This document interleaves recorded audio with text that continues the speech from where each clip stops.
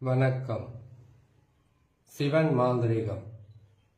இந்த மாந்திரிகத்தில் செய்வினை, ஏவல், பில்லி, சூனியம் இருந்தா செய்தவங்களுக்கு தெரியாம எடுப்பது இப்படித்தான். செய்வினை ஒரு வீட்டில் இருந்தா தொடர் கஷ்டம், துன்பம், பிரச்சனை, வீட்டுக்குள்ள ஒற்றுமை இல்லாத நிலை, ஒருவருக்கு ஒருவர் பேச்சை கேட்டு ஒற்றுமையா இருந்த ஒரு குடும்பத்தை நிலை குலைய வைப்பது தான் செய்வினை. இந்த செய்வனன்றது வீட்டுக்கு பல வழியில செய்து ஏவல் செய்து ஏவி விடலாம், இல்ல எந்திரத்தாலையும் மாந்திரிகம் செய்து அதை எந்திரத்து மூலியமா செய்து அவங்களுக்கு கஷ்டத்தை கொடுக்கலாம், இழப்புக்களை கொடுக்கலாம், பொருள் இழப்பு, உயிரிழப்பை கூட செய்யறது செய்வனில தான். ஆனா ஏவல் செய்து கொடூரமாக அழிக்கக்கூடிய ஒரு வேலையை செய்துட்டாங்கன்னா உயிரிழப்புகள் அதிகமாக இருக்கும். அந்த உயிரிழப்புகள்ன்றது நோயாளியாக இருந்து அவங்க இறக்கிறது, இல்ல ஏதோ ஒரு பிரச்சனையால தற்கொலை பண்ணிக்கிறது, இல்ல வண்டிங்கள்ல விபத்து ஏற்படுறது, வண்டி வாகனங்கள்ல சிறு விபத்தாயிருந்து அது அவங்களுக்கு நாளடைவில் பெரிய பிரச்சனையாக மாறி அதுக்கப்புறம் உயிரை இழக்கக்கூடிய ஒரு பாதகத்தை தருவதுதான் செய்வனையால பாதகத்தை செய்யறது. உலகத்தில் அதிகமான போட்டி, போராம, பிரச்சனையெல்லாம் இருக்கிறதுனால இதுக்காகத்தான் செய்யறாங்கன்னு சொல்ல முடியாது. தொழிலில் போட்டியா இருந்தா தொழில முடக்கிறதுக்காக செய்வாங்க. வியாபாரத்தில் போட்டியா இருந்தா வியாபாரத்தை முடக்கிறதுக்காக செய்வாங்க. அப்படி இல்லைன்னா பகை, பணத்தாலையும் சொத்தாலையும் வாய் வார்த்தையால ஏற்பட்ட பிரச்சனையால கூட பகை வந்தா, விரோதம் வந்தா இந்த மாதிரி செய்து அழிவையும் கஷ்டத்தையும் துன்பத்தையும் தருவாங்க.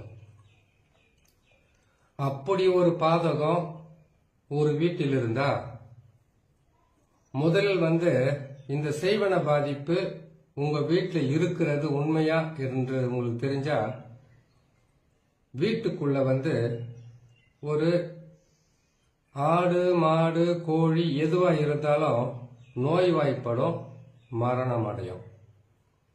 முதல்ல அங்கதான் ஆரம்பிக்கும். ஏன்னு கேட்டீங்கன்னாக்கா ஒவ்வொரு மனிதனுக்கும் ஒவ்வொரு குடும்பத்துக்கும் ஒரு குலதெய்வம் ஒண்ணு இருக்கு இல்லையா? அந்த குலதெய்வம் உடனுக்குடனாக அந்த வீட்டில் இருக்கிற ஆண், பெண், சிறு பிள்ளைகள் யாராக இருந்தாலும் அவங்களுக்கு பாதகத்தை தரமாட்டாங்க,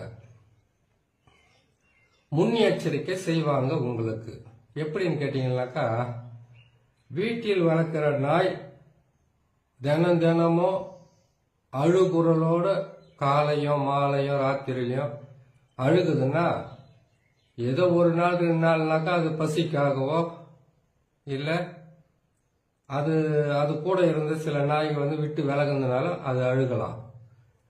இது தொடர்ந்து 1 வாரம் இல்ல 8 நாள் செய்துகிட்டே இருந்தா உங்களுக்கு செய்வன செய்ய முடிவு பண்ணி செய்துட்டாங்கன்னு அர்த்தம். அப்படியே அந்த நாய் என்ன பண்ணணும்னு கேட்டீங்கன்னாக்கா 1 வாரம் 8 நாளைக்கு மேலையும் அதே போல செய்துகிட்டு இருந்தா அந்த வீட்டில் இருக்கிறவங்களுக்கு கெடு பலன்களும் கெட்டது நடக்க அது உங்களுக்கு ஞாபகப்படுத்தும், இல்ல முன்னெச்சரிக்கை செய்யும். ஒன்னாச்சு. 2வது, அதே நாய் வீட்டில் வளர்க்குற பூனை கூட திடீர்னு மரணம் அடையும். ஏன்னு கேட்டீங்கன்னாக்கா வரக்கூடியது முன்னெச்சரிக்கையாகவே தெரிஞ்சு இதுங்களுக்கு உங்க குலதெய்வம் வீட்டையும் சரி வீட்டுக்குள்ள இருக்கிறவங்களையும் காப்பாற்றக்கூடிய அந்த கால பைரவனுக்கு பாதகம் ஆகுதுன்னா செய்வன வந்தாச்சுன்னு அர்த்தம். அதுக்கப்புறமா வீட்டில் இருக்கக்கூடிய கோழி, ஆடு, மாடு இதுங்களுக்கு தொடர் பிரச்சனை வந்துகிட்டே இருக்கும், மரணிக்கும். நல்லா இருந்ததும் கூட உங்களுக்கு நல்ல பலனை தர முடியாத கஷ்டங்களாக இருக்கும்.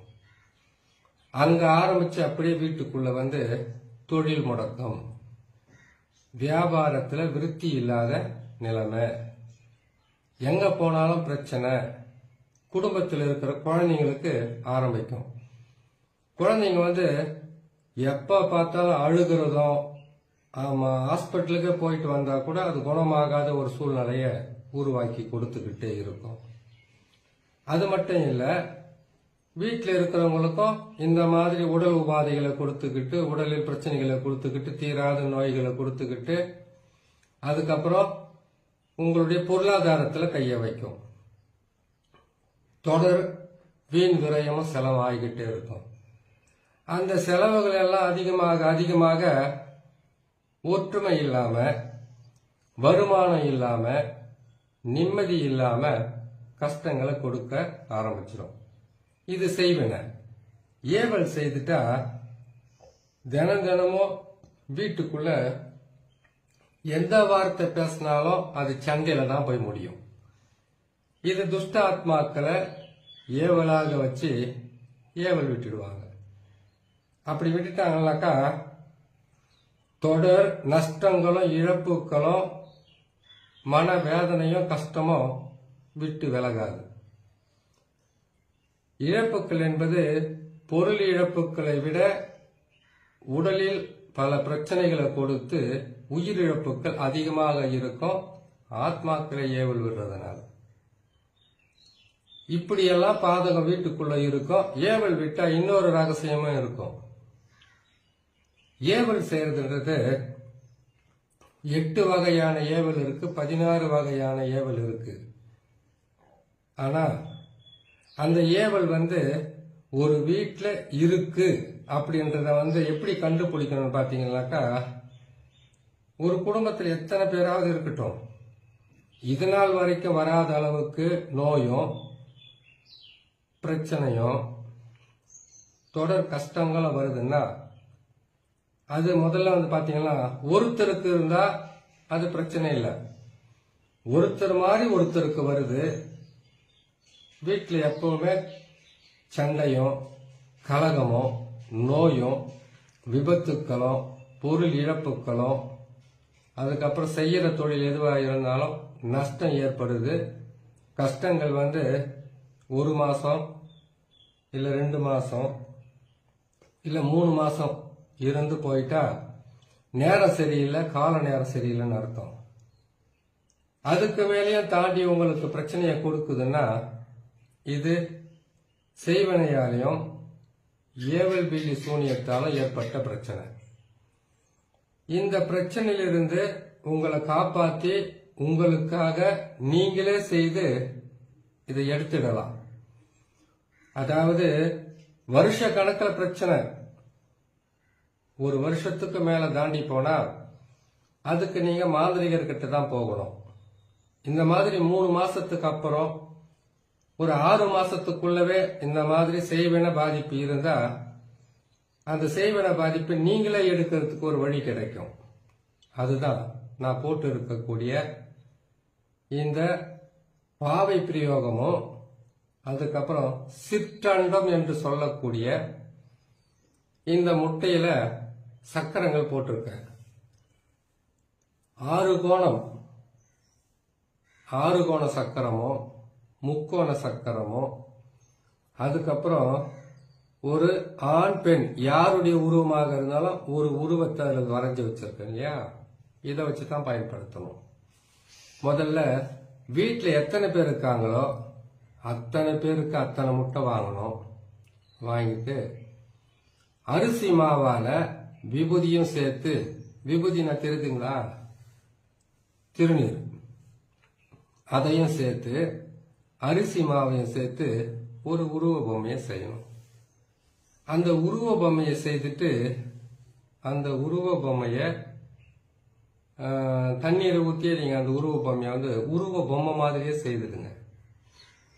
செய்துட்டு நீங்கள் இந்த மாதிரி முட்டையை வரைஞ்சி உங்கள் தலைகளை சுற்றி, அதாவது எத்தனை பேர் இருக்குங்களோ அத்தனை பேருக்கு இந்த மாதிரி உருவ பொம்மைகளை வரைஞ்சி தலையை சுற்றி இதை அந்த மண் பாத்திரத்தில் வச்சு நீங்கள் தலையை சுற்றி கொண்டு போயிட்டு முச்சந்தி வழியில் கற்பூரம் போட்டு எரிச்சிட்டு வந்தாக்கா உங்கள் வீட்டில் இருக்கிற செய்வன பாதிப்பு எதுவாக இருந்தாலும் முழுமையாக விலைக்கு சுத்தமாகலான்னு சொல்லி இன்னொரு நல்ல பதிவு நான் சந்திக்கிறேன். நன்றி, வணக்கம்.